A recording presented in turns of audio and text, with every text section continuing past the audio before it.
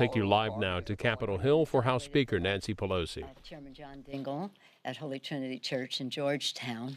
And right now, many of our colleagues are in North Carolina to, again, celebrate the life of Walter Jones, our colleague from North Carolina, a beautiful, lovely man. I served with him and served with his father. Two different parties. His father a Democrat, Walter a Republican, but both of them Southern gentlemen, patriotic Americans, both of the Joneses, and certainly Walter Jones and John Dingell. Today is also a day of sadness because it marks the one-year anniversary of the Parkland tragedy of gun violence. 1 year ago, America's heart was broken by the horrific act of violence in Parkland, Florida. Today, we remember the 17 lives that were stolen from us then.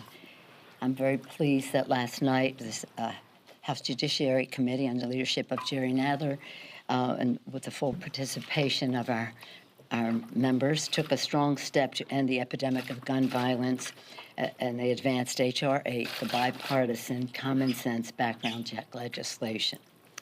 Our committees are hard at work. I'm very proud of our freshmen. I think I've said to you before that in this freshman class, we have 18 chairs of subcommittees.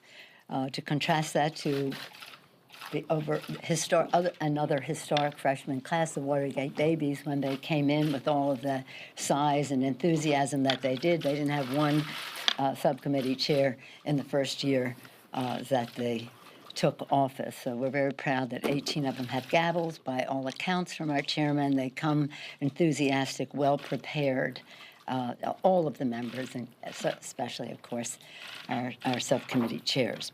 So we're very hard at work on our For the People agenda while we're waiting for the Senate to pass the conference report, the bipartisan, bicameral conference report, which I understand is imminent in the Senate, and then we'll vote on it later today.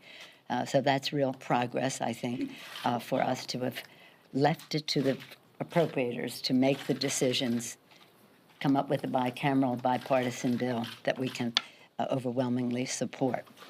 But at the same time, we are working on our For the People agenda. For the People agenda, first and foremost, said it was going to lower health care costs by lowering the cost of prescription drugs. We've already had committees, the Ways and Means Committee and the Oversight Committee, Government Reform and Oversight Committee have already had hearings on the price of prescription drugs. Our second point in the For the People agenda was to lower health care costs, bigger paychecks by building the infrastructure of America. And again, last week, the Transportation Infrastructure Committee held a hearing with representatives of the private and public sector, the mayor of Los Angeles representing our nation's mayors, Governor Walz representing our governors, and others participating there. Third point for the People agenda is H.R. 1 to reduce the role of big, dark, special interest money in politics, lower voter suppression, and increase the voice of everyday Americans in our political system, to restore confidence in our political system. And we've already had an outside of Washington hearing under the leadership of Marcia Fudge in Brownsville, Texas, with great participation from our members, including our distinguished whip, Mr. Clyburn, participating. And here this week, we've had the Homeland Security Committee having a hearing on H.R. 1 and as it relates to the integrity of our elections, and we have the House Administration Committee having a hearing on that as well. Again, part of our H.R. 1, 2, 3, the first 10 resolutions of the House, the first 10 bills, we're very pleased how we're advancing For the People agenda, but also H.R. 8, the gun violence prevention bill. Probably, I think they may report out two, scheduled to report out two, that bill, and then Mr. Clyburn's initiative on the fix for South Carolina, which has bipartisan, bicameral support. Just a word further on the agreement that we will be voting on later today. in addition to the pieces on Homeland Security, which are very important. And by the way, the Homeland Security budget is a big budget. It's not just about the Mexico border. It's about ice cutters in the off of Alaska and the other parts of our border that are not necessarily just the southern part. And I'm very pleased that some long advocated for pieces are now in that budget as well. So when you talk about the size of the budget, it's broader than the U.S.-Mexico border. But the bill that we will be passing is a long overdue pay raise for federal employees to make them on a par with military employees as they had always been.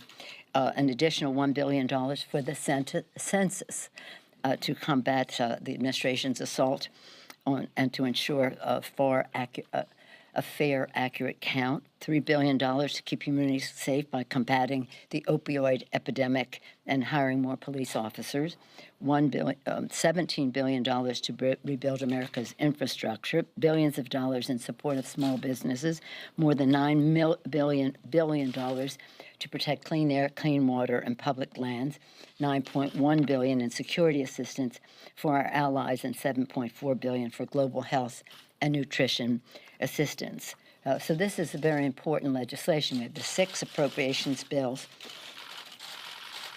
that were not agreed to and not as controversial, and then the Homeland Security bill, which produced the result that today we will keep government open, and that's very important for the American people, but we will also, as we do so, protect our borders and protect our values.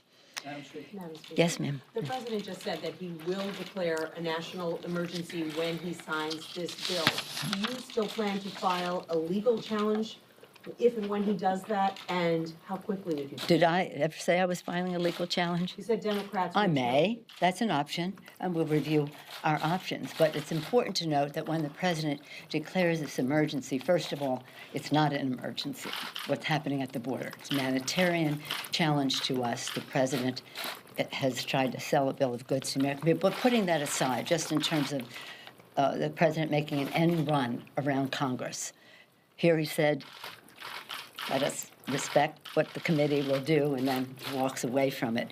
But in any event, the president is doing an end run about Congress, about the power of the purse. You've heard me say over and over again, Article 1, the legislative branch, the power of the purse, the power to declare war, many other powers listed in the Constitution, and, of course, the responsibility to have oversight. So the president is doing an end run around that. We will review our options. We'll be prepared to respond appropriately to it. I know the Republicans have some unease about it, no matter what they say, because if the president can declare an emergency on something that he has created as an emergency, an illusion that he wants to convey, just think of what a president with different values can present to the American people. You want to talk about a national emergency? Let's talk about today, the one-year anniversary of another manifestation of the epidemic of gun violence in America. That's a national emergency. Why don't you declare that emergency, Mr. President? I wish you would. But a Democratic president can do that. A Democratic president can declare emergencies as well. So the precedent that the president is setting here is something that should be met with great unease and dismay by the Republicans. And of course, we will respond accordingly when we review our options. First, we have to see what the president actually says. Speaker Pelosi, Yes. to that end, there has been some discussion of a resolution in the House that might force Republicans to go on the record and vote against it. Would that be an option? I'm saying that we are reviewing our options. We have to see what the president will say. This, I don't believe that there's any good faith negotiations to have with the Republicans in Congress if they're going to support the president doing an end run about what the will of the people, the Congress of the United States, has put forth. So we will review our options, and I'm not prepared to give any preference to any one of them right now. Madam Yes, Speaker, sir. Yes, thank sir. you. On the news of the past couple of moments that the president told the Senate Majority Leader that he would sign the bill, you must be pleased with that. but on the national emergency, does that change the vote calculus at all? Obviously, if you have the president saying he's going to sign a piece of legislation, people would say, okay, I would vote for that, but also that caveat that could potentially peel votes away. Does that have any impact? Let's just have the vote, Chad.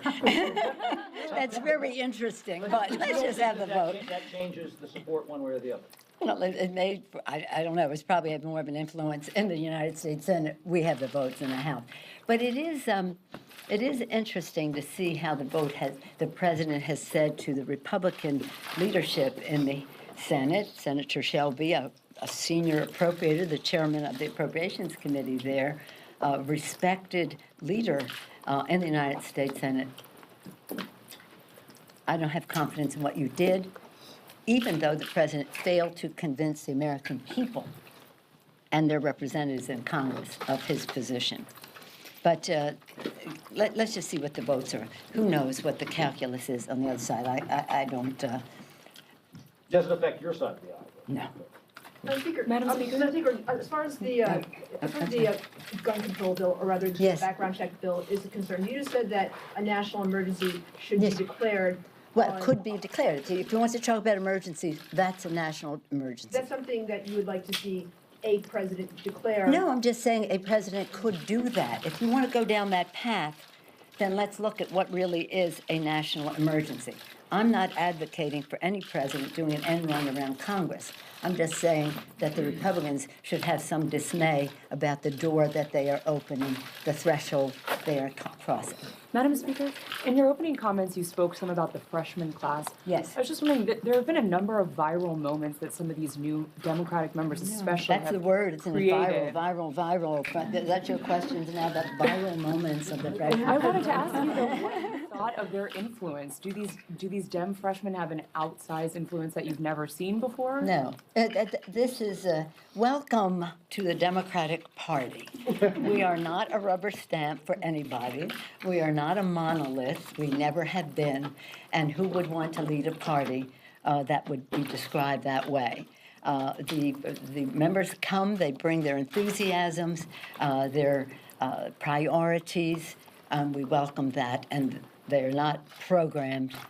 They are spontaneous, prepared, and I'm proud of them. Okay? Yes, sir. Again, you mentioned the anniversary of Parkland several times, and the legislation you're bringing to the floor enjoys broad support. Yes. Other legislation to that end, not quite as popular around the country, although it's more popular among the Democratic caucus than probably ever.